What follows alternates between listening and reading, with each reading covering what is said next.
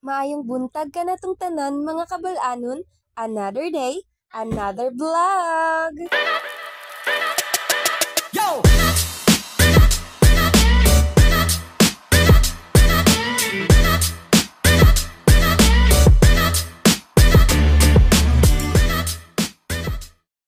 Karon nga adlaw samtang naglingkuray, naghinuktok, nagigdaay sa balay.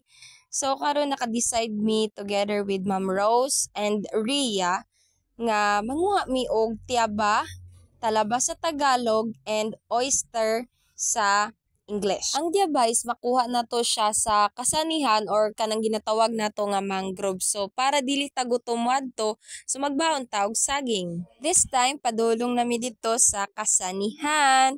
Okay, so this time mga kabul-ano natod ko sa Purok 2 Magasang Kantilan Surigao del Sur. Okay, so hinay-hinay lang ta. So kini si Rhea bisan og naa siya online class, go lang gihapon sa muhang banding nga pagpanguha og tiyaba. Hinay-hinay lang ta sa pagdrive aron dili ta mga higumad or mga mukmo sa dalan. Kay lisod na kaayo mga bata para bata, wala pa tay mga liwat. Aroy! Lahi ra jud sa feeling kana ganing makigbanding ta sa tuang mga close friends, mugawas pud ta panagsa sa tuang mga balay or naapod tay mag-unwind bitaw.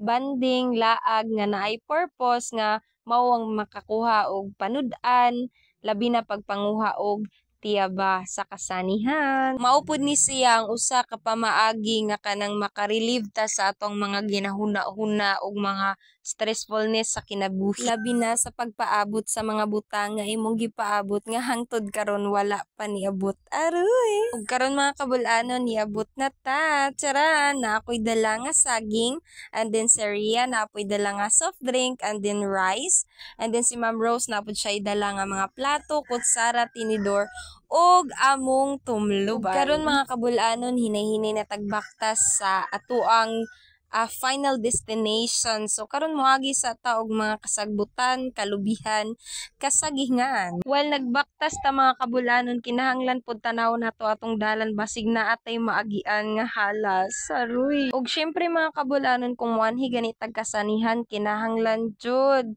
naka-jacket, naka-pajama og nakakalo pud tano kay daghan man og mga lamok diri. Malisod na og tabangan ta og mga lamok og mga nuknok, lisod na magkadinggi. Aroy. Ug karon hapit na jud ta makaabot sa tuang destination. So before ta makaabot didto syempre moagi sa ta sa kakawayanan. So naatay dalan diri or tulay nga upat lang siya ka kabuo kawayan nga gisumpay-sumpay ug gihuktan. So pahinumdum lang mga kabul-anon, kinahanglan gyud ta maghinay-hinay kay malisod na kaayog mahulog ta sa tubig. Aroy, wala tay dala nga baro. Tugnaw. Ug usa pa kung mahulog ta wala gyud tawoy musalo nato. Okay. Karon mga kabul-anon hapit na jud ta makaabot sa atoang destination. Ug karon mao ni siya ang atoang final look or view sa atoang destination. So makita ninyo ang mga mangroves, mga kahoy, and also ang kasanihan wherein diha magpuyo ang mga isda sa ilalom sa tubig. Ug karon mga kabul-anon sugdan na nato ang atoang pagbaktas. So hinay-hinay lang. Dili pud ta pwede mga kabul-anon magdali-dali sa paglakaw tungod kay as you can see mga kabul-anon upat lang ka kawayan ug ang uban mga kawayan nga lata ug nga guba na pud siya. Okay, so this time it's time na pud siguro nga atong expose ang atuang beauty. Grabe jud siya ka thrill agiun tungod kay syempre 50 plus naman lagi ang atuang timbang, medyo bugatay na pud ta. So kada tamak nato sa kawayan medyo mukurog gyud ang kana bitawng kawayan. Para sa kasayuran sa tanan mga kabul-anon, kana bitaw nga atong paglakaw diri sa kalibutan or kini bisang akong paglakaw karon sa tulay, sama ra ni siya sa ato ang kinabuhi nga sa atong pagkinabuhi nining kalibutan daghan gyud tag masagubang nga mga lubak-lubak, mga parihaan ni sa tulay naguba na jud siya. So daghan tag mga problema, mga pagsulay, trials and mountain nga magian sa ato ang kinabuhi. Pero ang ato lang buhaton is mosalig ta sa Ginoo, mga lagad ta sa Ginoo, dawaton nato nga atong buhi nga Dios sa ato ang kinabuhi nga tag-iya og atong personal nga mangluluwas. So hinay-hinay lang sa atong pagpadayon sa atong kinabuhi ug sa unahan mangkon ra gyud nato ang kadaugan. And this time mga kabul-anon ni abot ra jud ko.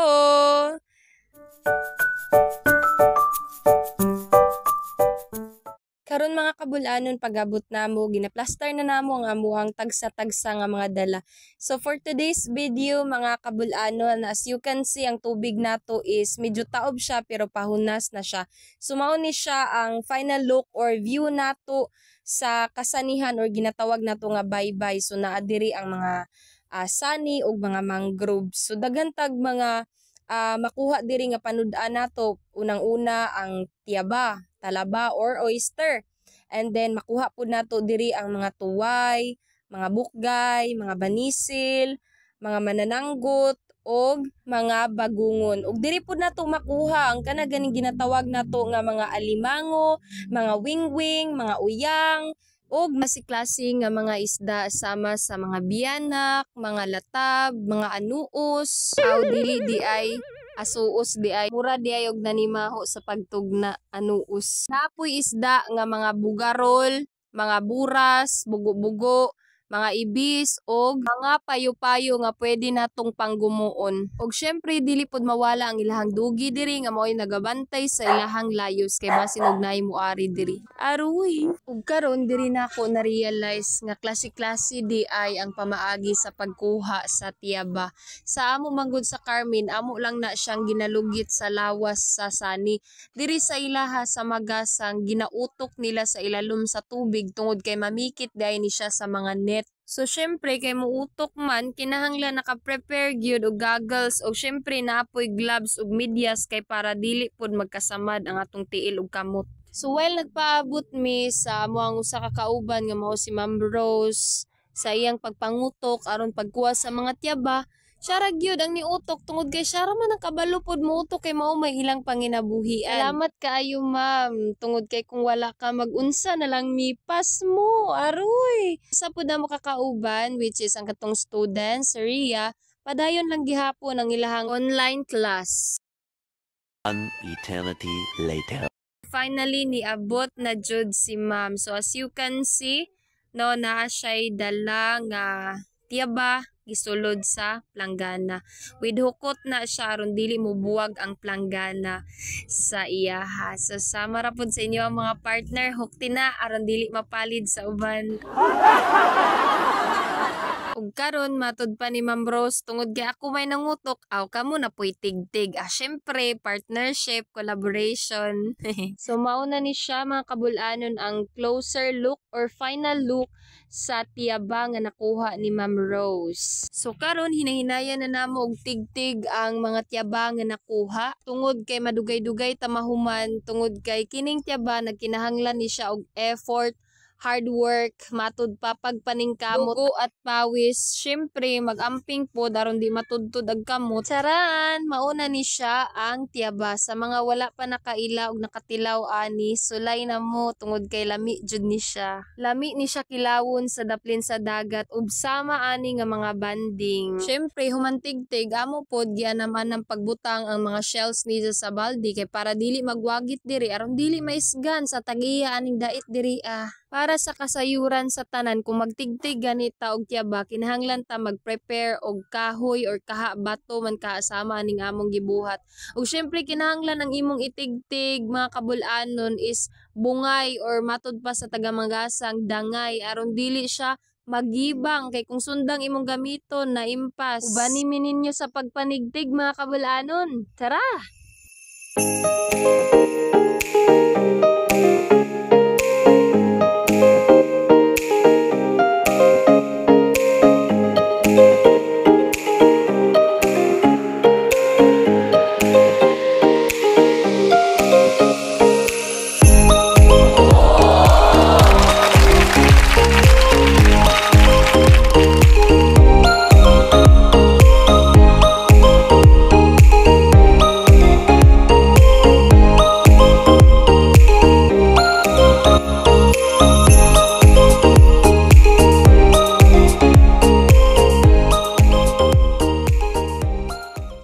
syempre dili pud ta magpaulahi mga kabul-anon, so tabang pud tagtigtig diri So kani nga time nag-struggle ko pagtigtig tungod kay gahi siya. Apan sama ra pud sa atong kinabuhi bisan lisod kinahanglan nato maningkamot aron kita mabuhi. Aruy. Ug sa durong pagpaningkamot, finally naabli ra jud siya.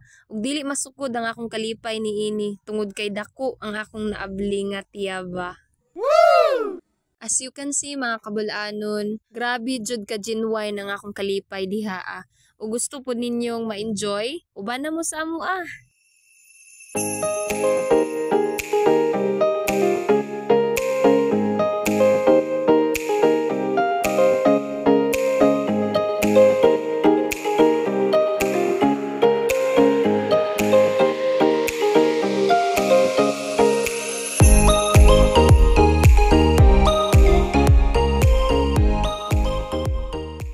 A few moments later.